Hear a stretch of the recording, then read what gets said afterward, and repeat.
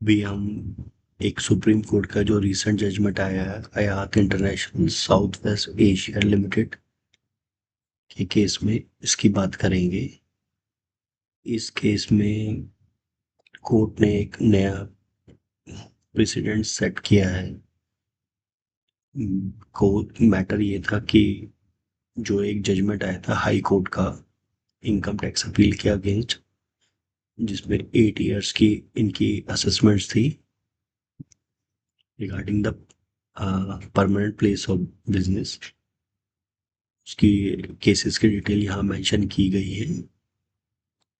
इसमें जो एप्लेंट है जिसने अपील फाइल करी है कंपनी हयात, बेसिकली वो एक कंपनी है।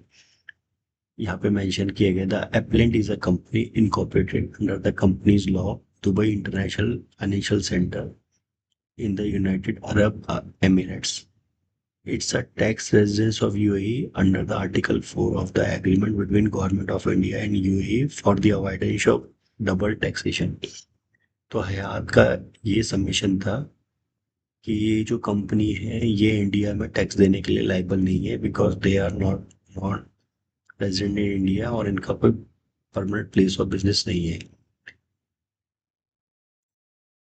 इन बेसिकली इसमें कंसर्न ये है कि इन्होंने जो हयात ने हैं वो जो हयात में जितने भी होटल्स हैं उनको जो सर्विसेज प्रोवाइड करती हैं उसके लिए उन्होंने एक एग्रीमेंट साइन किया हुआ है। उसको ये बोलते हैं strategic oversight service agreement with Asian hotel limited.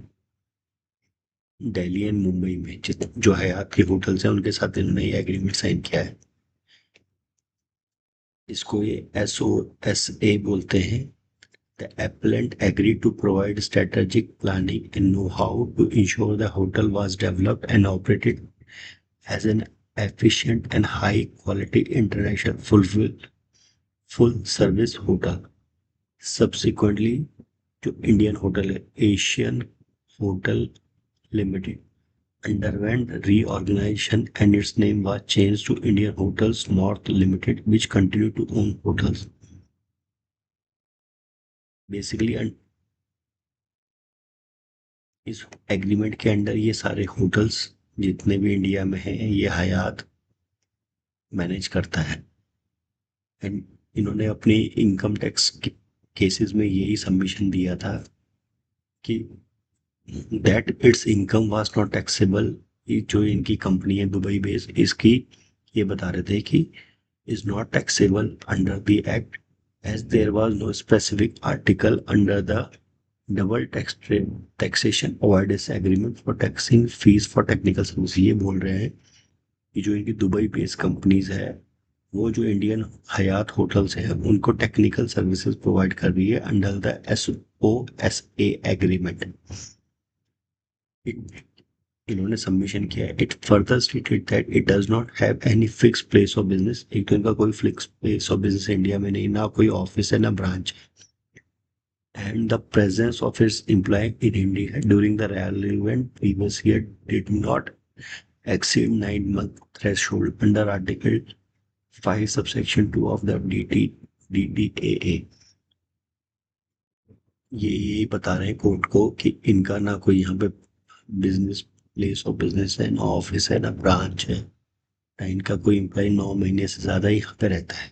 जो डबल टैक्सेशन अवॉइडेंस एग्रीमेंट है इंडिया और UAE के बीच में under under Article 5 subsection 2। Therefore, applicant claimed that it did not have a permanent establishment in India and its business income was not taxable under Article 7 of the DTA। ये बोल रहे हैं कि इनका यहाँ पे कोई परमानेंट एस्टेब्लिशमेंट नहीं था तो इसलिए ये लाइबल नहीं है टू पे एनी टैक्स। इसके लिए इन्होंने कई सारी अपील फाइल करी है। असेसिंग ऑफिसर ने इनके अगेंस्ट ऑर्डर दिया था, उसके अगेंस्ट ये हाई कोर्ट में गए, हाई कोर्ट में भी इनके अगेंस्ट ऑर्डर पास हुआ।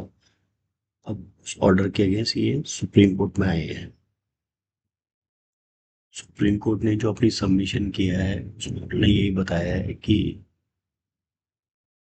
जो क्वेश्चन ऑफ लॉ डिसाइड हुआ है 8 अपील्स में कि सर्विसेज की वेदर ये जो एसओए एग्रीमेंट प्रोवाइड कर रहे हैं वेदर टैक्सेबल एज रॉयल्टी होगा क्या।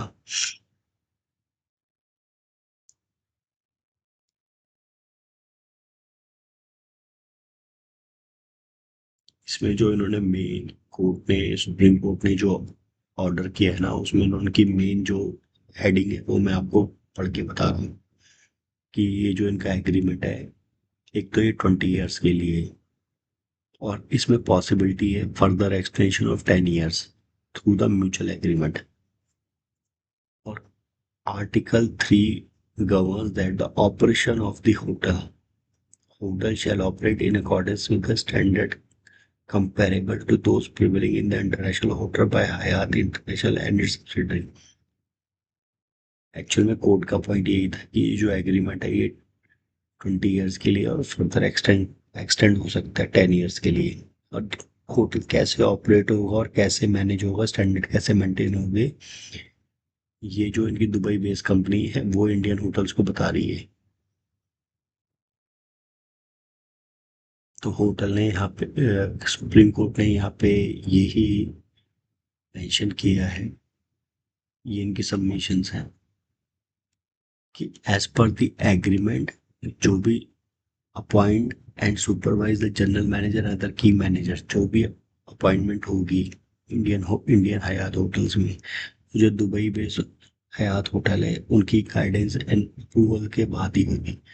Weather it's relates to their GM HR professional pricing branding marketing strategy bank account वही ऑपरेट करेंगे और ये किसी को भी असाइन कर सकते हैं इंडियन होटल्स में without the owners approvals.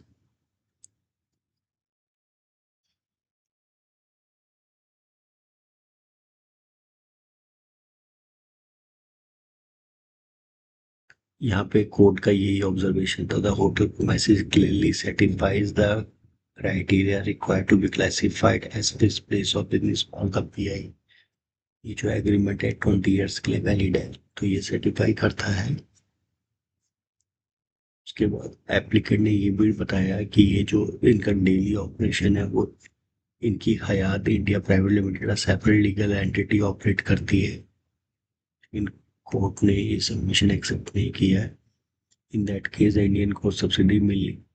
Court ने ये बताया कि जो इनकी इंडियन कंपनी है हयात की वो basically back office work provide कर रही है लेकिन जितने भी स्ट्रेटेजिक डिसीजंस हैं वो इनकी दुबई बेस्ड कंपनी ले रही है। तो as per the income tax act they are liable to provide their income is taxable in India।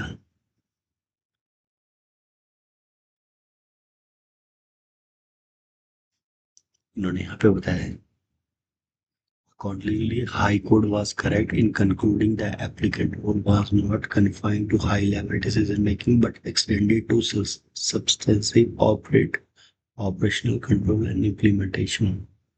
The applicant ability to enforce compliance, oversee operation, and drive profit-linked fees from the hotel earning demonstrate a clear and continuous commercial nexus and control with the hotel core operations।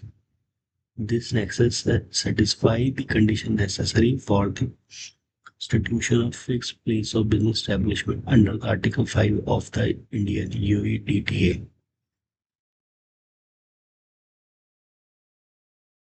यहाँ पे court ने supreme court ने confirm कर दिया है in view of the foregoing analyse we affirm the finding of the high court the applicant has a fixed place of PE in India with the meaning of itna and income received under the SOA is therefore taxable in India।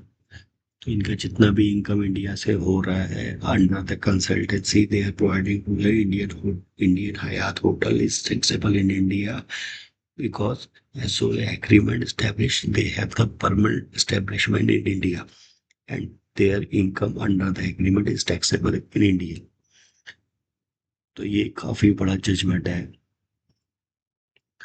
और ये मतलब directly and indirectly impact करेगा to the various other companies who are operating and managing the operation of the various companies under the under these kinds of agreement. This is from my end. I hope you like this video. I also kindly, yeah, I also like you to like my videos and subscribe my channel. Thanks.